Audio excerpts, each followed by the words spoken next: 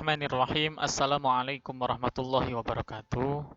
Berjumpa lagi dengan saya, Liniam. Kembali lagi dalam pelajaran agama kelas 3, pembelajaran pertama sub yang kedua, tentang sikap mandiri Nabi Muhammad SAW. Sebelum mulai belajar, mari kita berdoa terlebih dahulu agar ilmu yang kita dapat bermanfaat, berkah fid dini wad dunya wal akhirah. على هذه النية وعلى كل يد صالحة بشفاعة رسول الله صلى الله عليه وسلم. الفاتحة. أعوذ بالله من الشيطان الرجيم. بسم الله الرحمن الرحيم. الحمد لله رب العالمين الرحمن الرحيم مالك يوم الدين. إياك نعبد وإياك نستعين اهدنا الصراط المستقيم صراط الذين أنعمت عليهم غير المغضوب عليهم ولا الضالين. آمين. Amin ya rabbal alamin. Semoga apa yang kita pelajari memberikan manfaat. Dalam kolom ini terdapat kolom belajar di rumah, kegiatan bersama dengan orang tua. Carilah informasi tentang manfaat sikap percaya diri. Kamu dapat mencari dan mengetahui dengan membaca buku, bertanya kepada orang tua, orang di sekitar, atau informasi lain. Tuliskan semua informasi tentang manfaat sikap percaya diri yang telah kamu peroleh. Setelah selesai, mintalah orang tuamu menandatangani hasil pekerjaanmu dan serahkan kepada Bapak Ibu guru. Silakan. Kita akan menuju kepada pembelajaran yang pertama, sub yang kedua, sikap mandiri dari Nabi Muhammad. Tadi kita sudah belajar mengenai sikap percaya diri, sekarang kita belajar mengenai sikap mandiri. Nabi Muhammad Shallallahu Alaihi Wasallam sejak kecil hidup mandiri. Beliau Nabi yang patuh kepada Allah, bekerja keras, jujur, disiplin, sabar, pemaaf, dan tidak pendendam. Beliau juga selalu sopan, ramah dalam bertutur kata, dan sayang kepada keluarga juga kepada semua orang. Nabi Muhammad SAW pernah ikut pamannya Abu Thalib berdagang ke negeri Syam. Kenapa Nabi Muhammad mandiri ketika kecil? Karena waktu kecil Nabi Muhammad sudah ditinggal sama kedua orang tuanya. Nabi Muhammad apapun kondisinya, maka ia harus terpaksa mandiri. Bukan terpaksa lagi, karena dengan ketetapan Allah yang seperti itu, Nabi Muhammad menjadi mandiri. Apakah bisa kita yang masih punya atau sudah masih memiliki orang tua bisa mandiri? Harusnya lebih bisa, karena dengan adanya orang tua, kita selain dilatih untuk mandiri, kita juga bisa meminta pendapat dan bisa meminta kasih sayang kepada kedua orang tua kita. Bagi yang sudah tiada, semoga dengan ketiadaan beliau-beliau semuanya menjadikan kalian mandiri, dan ketika kalian menjadi orang yang baik, memberikan pahala bagi orang tua kalian. Amin ya rabbal alamin.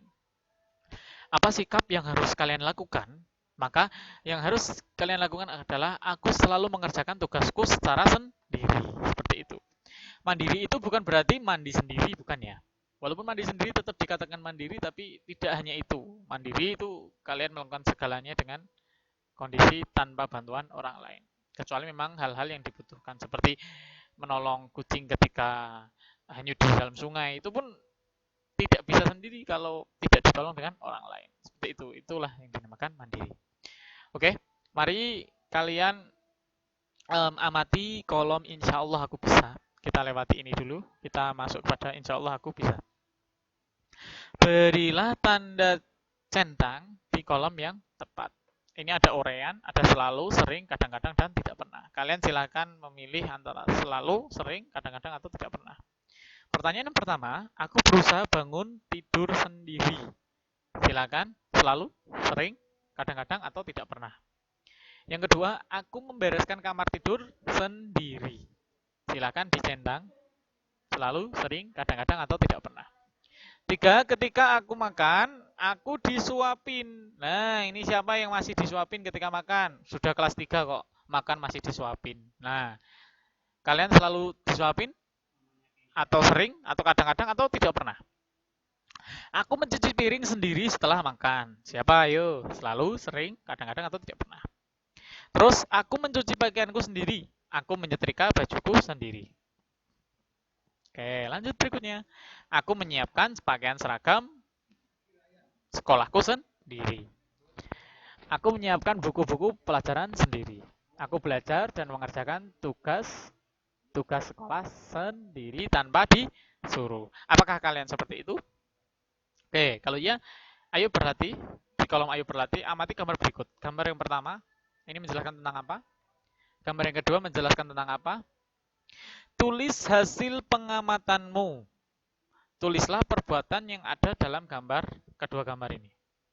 Tulislah 3 perbuatan lain yang berkaitan dengan sikap mandiri. Apa saja 3 perbuatan lain yang berkaitan dengan sikap mandiri?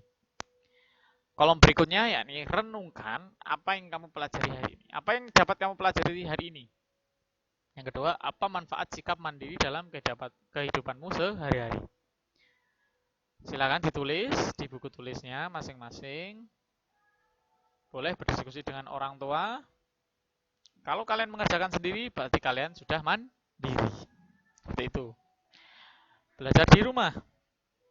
Kolom belajar di rumah, kegiatan bersama orang tua. Cari dan tulislah informasi tentang manfaat sikap mandiri. Kamu dapat mencari informasi dengan membaca buku atau dan lainnya. Setelah selesai, mintalah orang tua menandatangani hasil pekerjaanmu. Seperti halnya tadi. Seperti itu, mungkin itu saja dari saya. Apabila ada tutur kata yang kurang berkenan, kami mohon maaf. Wassalamualaikum warahmatullahi wabarakatuh.